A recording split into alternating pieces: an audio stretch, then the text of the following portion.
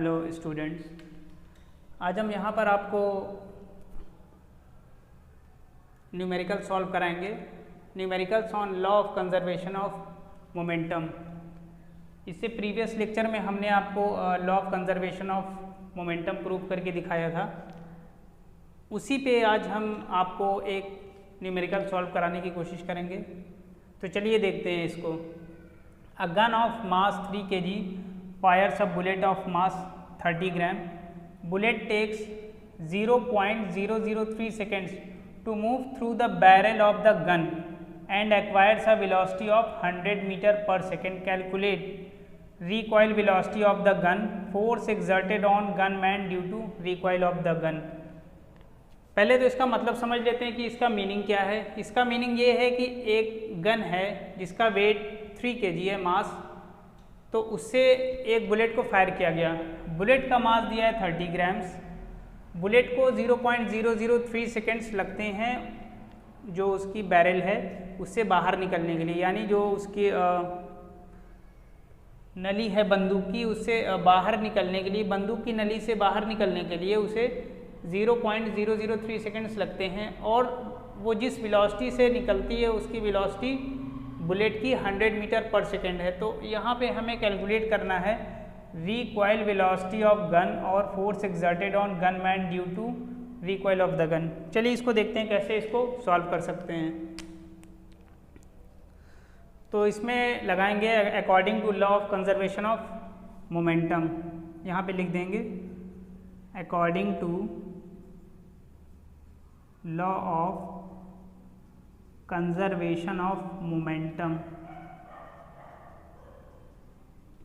Conservation of momentum, इसके बारे में देखते हैं। सबसे पहले तो यहाँ पे लिखेंगे mass of bullet into velocity of bullet is equal to mass of gun, mass of gun into recoil velocity of the gun, recoil velocity of the gun, recoil velocity of the gun. इसको यहाँ पे देखते हैं। मास of bullet देखते हैं कितना है, 30 grams. इसको लिख लेते हैं, 30 ग्राम्स में है। तो CGS यूनिट में दिया है, पहले इसको SI में कन्वर्ट करेंगे तो 30/1000 हो जाएगा, into velocity of bullet. Bullet की वेलोसिटी कितनी है, 100, यहाँ पे 100 कर देंगे। गन का मास 3 kg। हमें रिकॉइल वेलोसिटी ऑफ गन नहीं पता है, इसको हम मान लेते हैं V है, इसे मान लेते हैं V है। इसको थोड़ा सा सिंप्लीफाई कर लेंगे, 2 0 2 0 0 0 कैंसिल, ये 3 कैंसिल हो जाएगा। तो हम देखेंगे कि 1 मीटर पर सेकेंड है वो रिकॉइल वेलोसिटी। तो जो पहला पार्ट था recoil velocity of the gun, it comes to be 1 metre per second. This is first part, this is first part. तो यहाँ पे ये फर्स्ट पार्ट, यहाँ पे आपने ये इसको ऐसे निकाल लिया है। अब सेकेंड पार्ट हमें निकालना है force exerted on gun man due to recoil of the gun, यानी गन जब रिकॉइल हुआ तो उसने कितना फोर्स गन मैन पे पीछे की तरफ लगाया है वो हमें यहाँ पर देखना है। उसको हम थोड़ा यहाँ पर देखने की कोशिश करते हैं। हम जानते हैं फोर्स इज इक्वल टू होता है mass into acceleration, mass into acceleration होता है। तो देखिए हमें गन का मास कितना दिया है, 3 kg। गन का मास 3 kg है, तो यहाँ पे 3 पुट कर देंगे। एक्सेलरेशन हमें निकालना है। इनिशियली हमारी गन जो है, यानी उसने कोई भी वेलोसिटी एक्वायर नहीं की थी जब तक उसमें से बुलेट को फायर नहीं किया गया, तो उसकी इनिशियल वेलोसिटी क्या हो जाएगी, 0। क्या हो जाएगी, 0। और उसने वेलोसिटी जो रिकॉइल वेलोसिटी वो कितनी है, 1। तो यहाँ पे लिख देंगे 1 माइनस 0।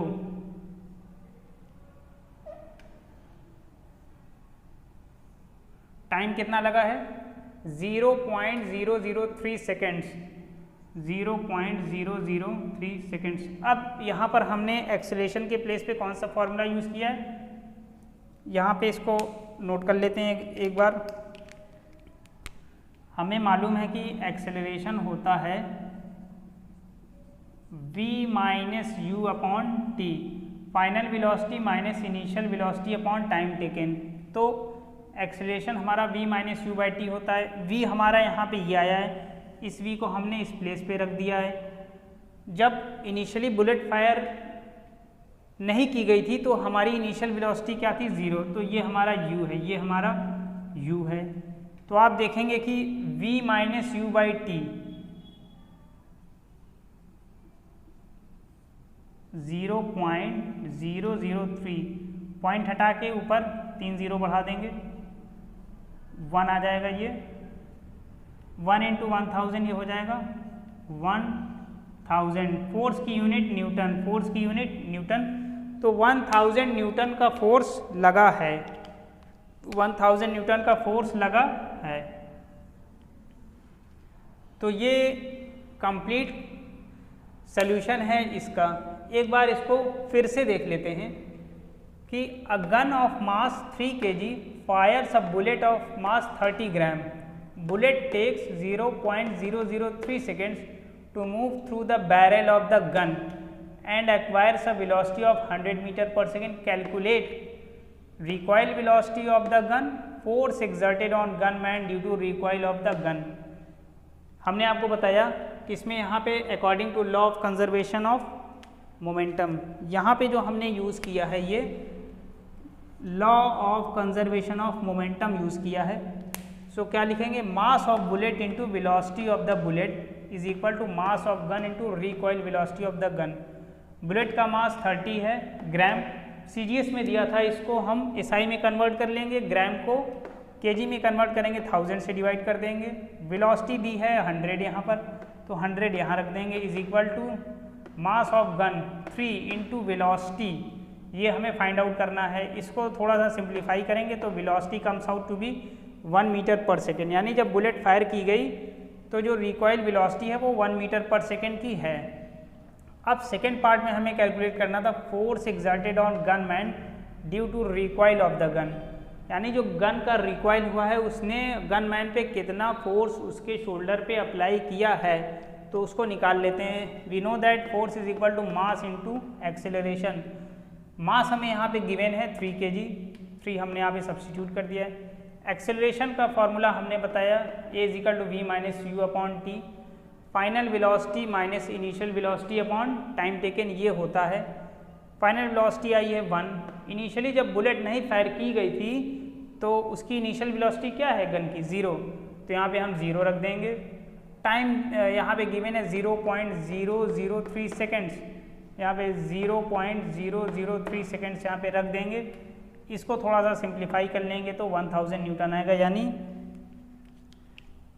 1000 न्यूटन का फोर्स गनमैन पे लगा है। तो ये एक एग्जाम्पल था कंजर्वेशन ऑफ मोमेंटम पे।